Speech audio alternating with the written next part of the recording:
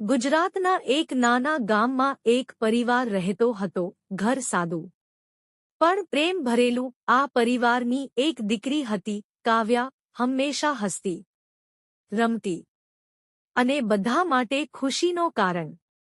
પણ એક દિવસ આનંદભર્યું ઘર અચાનક દુઃખમાં ફેરવાઈ ગયું. કાવ્યા અચાનક ગંભીર રીતે બીમાર પડી ગઈ. તેને તાવ આવતો, શરીર નબળું થઈ ગયું. ઘણા ડોક્ટરો બતાવ્યા, દવા કરાવી, પણ કોઈ ખાસ ફરક પડ્યો નહીં. માતાપિતા તૂટી ગયા. રાત્રે જાગતા અને ભગવાનને પ્રાર્થના કરતા.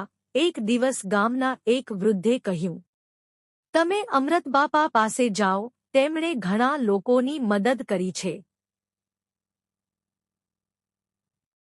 આશાની એક કિરણ સાથે કાવ્યાના માતાપિતા તેને લઈને અમૃતબાપા પાસે ગયા.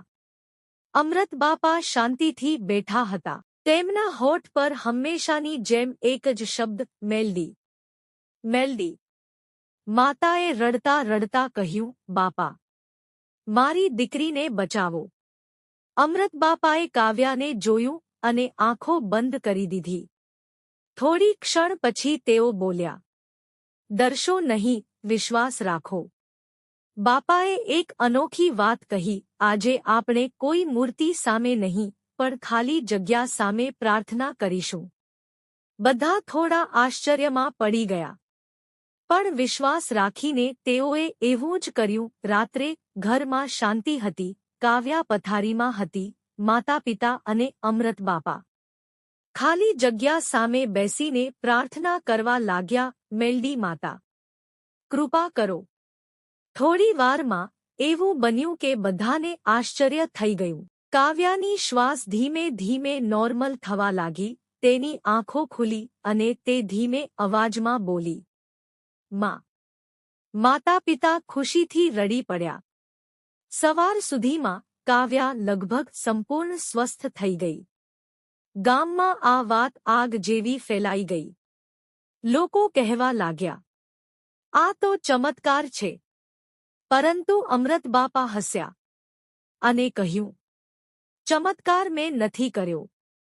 જ્યારે વિશ્વાસ સાચો હોય ત્યારે મેલડી માતા પોતે મદદ કરે છે. ઈશ્વર કોઈ એક આકારમાં બંધાયેલો નથી, તે નિરાકાર છે અને દરેક જગ્યાએ છે. તે દિવસ પછી કાવ્યા અને તેનો પરિવાર બદલાઈ ગયો. તેઓ રોજ પ્રાર્થના કરતા અને જરૂરિયાતમંદ લોકોની સેવા કરતા. કાવ્યા મોટી થઈ અને લોકોની મદદ કરવા લાગી. અંતિમ સંદેશ, મોરલ. સાચો વિશ્વાસ અને નિસ્વાર્થ ભક્તિ હોય તો ઈશ્વર નિરાકાર રૂપે પણ જીવન બદલાવી શકે છે.